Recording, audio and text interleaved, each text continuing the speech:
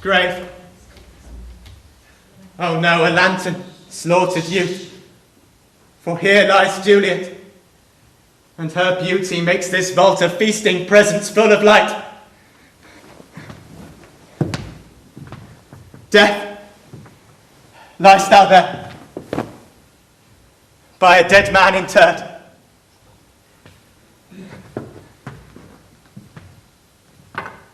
How oft when men are at the point of death have they been merry, which their keepers call a lightning before death. Oh, how may I call this a lightning?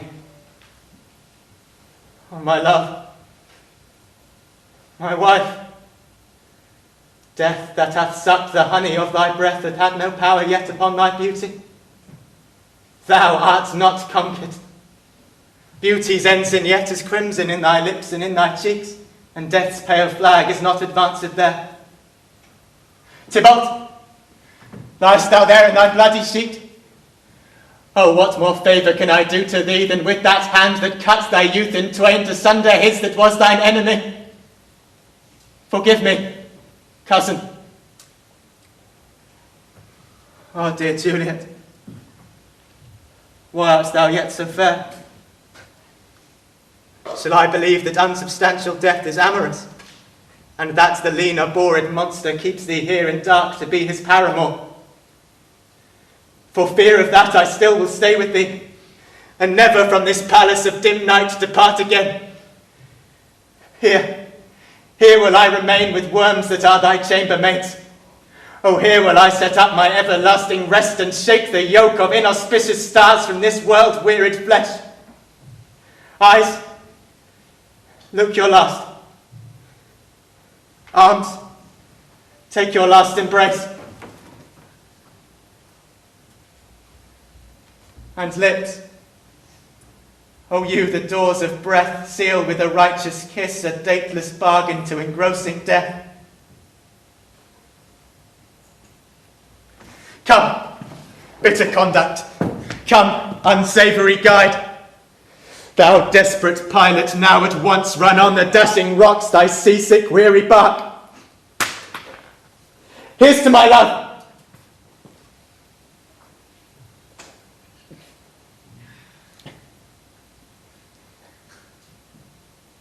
O true apothecary, thy drugs are quick. Thus, with a kiss, I die.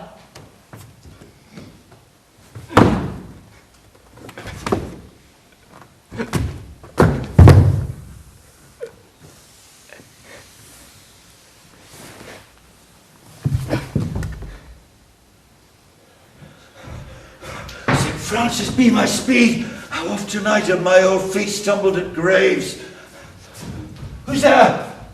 Here's one, a friend, one that knows you well. Bliss be upon you. Tell me, good my friend, what torch is yon that vainly lends his light to grubs and idle skulls? As I discern, it burns in Capulet's monument. It does, O holy sir, and there's my master, one I know you love. Who is it? Romeo. How long has he been there? For half an hour. Go with me to the vault. I dare not, sir. My master thinks I am gone hence, and fearfully did menace me with death, if I did stay to witness his intents. Stay then, I'll go alone. Fear comes upon me. Oh, much I fear some ill unlucky thing. As I did sleep under this yew tree here, I dreamt my master and another fought, and that my master slew him. Romeo! Alack, alack, what blood is this that stains the stony entrance of the sepulchre?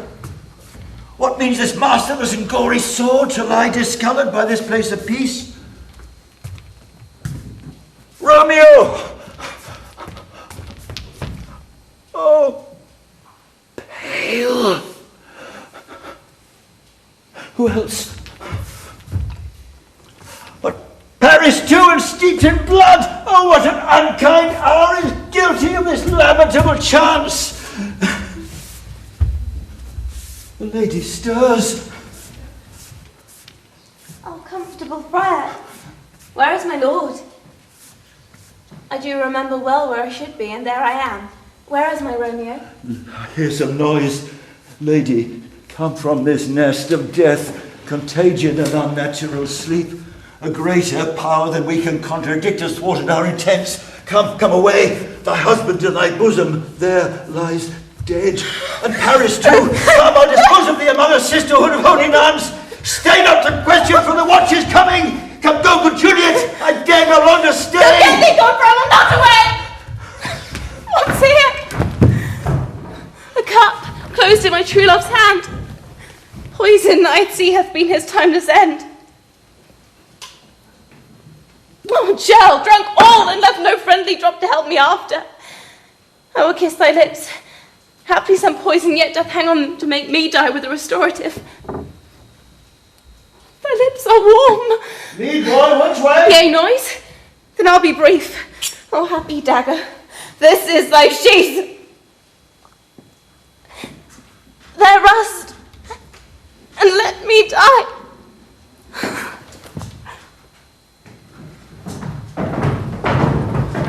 That's the place where the torch doth burn. The ground is bloody. Search about the churchyard. Go, some of you, whoever you find a touch.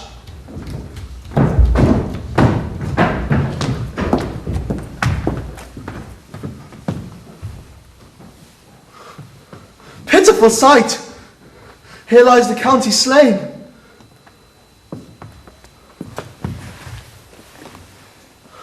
And Juliet bleeding, warm and newly dead, who here has lain these 2 days buried.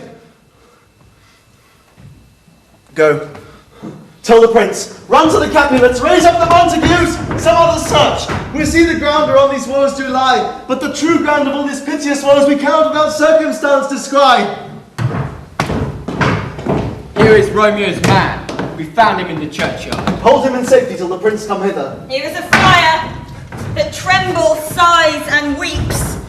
We took this mattock and this spade from him as he was coming from this churchyard side. With great suspicion. Stay the friar too.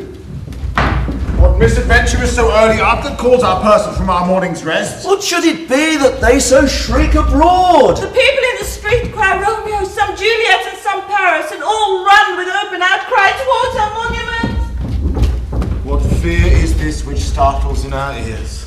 Sovereign, here lies the county Paris slain. And Romeo dead. And Juliet dead before, warm and new killed. Search, seek, and know how this foul murder comes. Here is a friar, and slaughtered Romeo's man with instruments upon them fit to open these dead men's tombs. Oh, heavens! Oh, wife! Look how our daughter bleeds! This dagger is mistaken, for his house is empty on the belt of Montague, and it missheathed in my daughter's bosom. Oh me, this sight of death is as a bell that warns my old age to a sepulchre. Come, Montague, for you are early up to see thy son and heir more early down. Alas, my liege, my wife is dead tonight. Grief at my son's exile has stopped her breath. What further woes conspire against mine age? Look, and you shall see. Ah! Thou untaught, what manners is in this to press before thy father to the grave? Seal up the mouth of outrage for a while, till we can clear these ambiguities and know their spring, their head, their true descent. Bring forth the parties of suspicion. I am the greatest, able to do least, yet most suspected as the time and place does make against me of this direful murder. And here I stand, both to impeach and purge, myself condemned and myself excused. Then say at once what you do know of this. I will be brief, for my short date of breath is not so long as is a tedious tale. Romeo, there dead, was husband to that Juliet, and she, there dead, that Romeo's faithful wife. I married them, and their stolen marriage day was Tybalt's doomsday, whose untimely death banished the new-made bridegroom from the city, for whom, and not for Tybalt, Juliet pined. You, to remove that siege of grief from her betrothed, and would have married her perforce to County Paris, Then comes she to me, and with wild looks bid me devise some means to free her from this second marriage, or in my cell there would she kill herself. Then gave I her, so tutored by my art, a sleeping potion that so took effect as I intended, for it wrought on her the form of death. Meantime, I wrote to Romeo that he should hither come on this dire night to help to take her from a borrowed grave at just the time the potion's force should cease. But he which bore my letter, Friar John, was stayed by accident, and yesternight returned my letter back. Then, all alone, at the prefixed hour of her waking, came I to take her from her kindred's vault, meaning to keep her closely at my cell till I conveniently could send to Romeo. But when I came, some minute ere the time of her awaking, here untimely lay the noble Paris, and poor Romeo dead.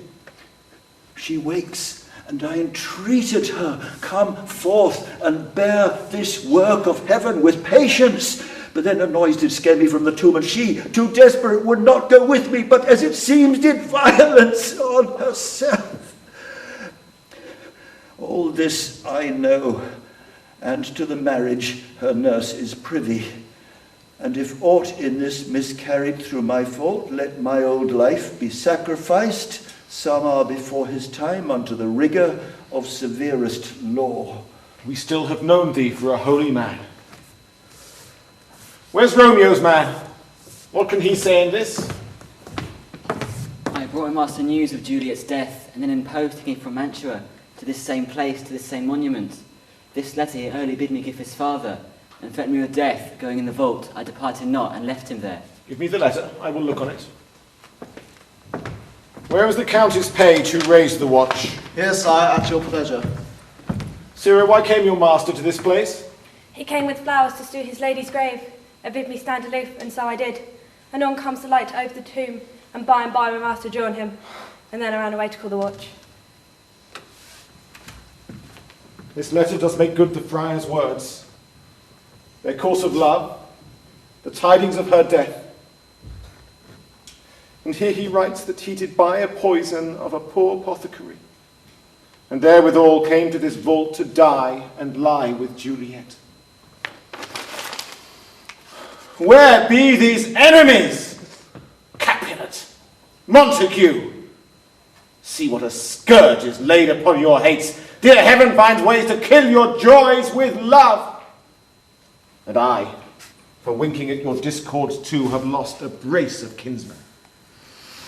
All are punished.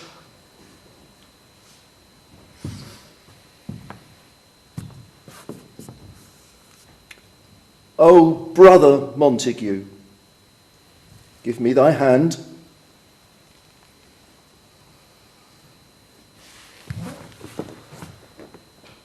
This is my daughter's jointure, for no more can I demand.